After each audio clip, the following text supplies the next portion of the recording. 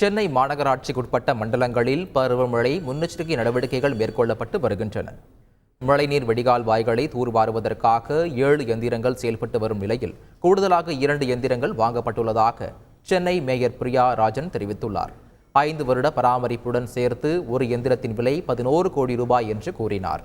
Metro rail பணிகளினால் 21 இடங்களில் மழைநீர் வடிகால் வாய்கள் சேதமடைந்துள்ளதாகவும் செப்டம்பர் இறுதிக்குள் பணிகளை முடித்து தருவதாக ரயில்வே துறை உறுதியளித்துள்ளதாக தெரிவித்தார்.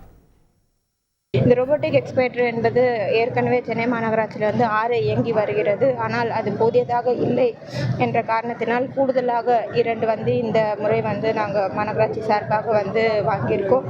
ஸோ இது ரோபோட்டிக் எக்ஸ்கவேட்டரோட விலையே 6 கோடி ரூபாய் மதிப்பில் வருது. இது கூடுதலாக 5 வருடத்துக்கு மெயின்டெனன்ஸோடு சேர்த்து 11 கோடி ரூபா வருகிறது. ஸோ இந்த மாதிரி 2 ரோபோட்டிக் எக்ஸ்கவேட்டர் பர்ச்சேஸ் பண்ணியிருக்கோம்.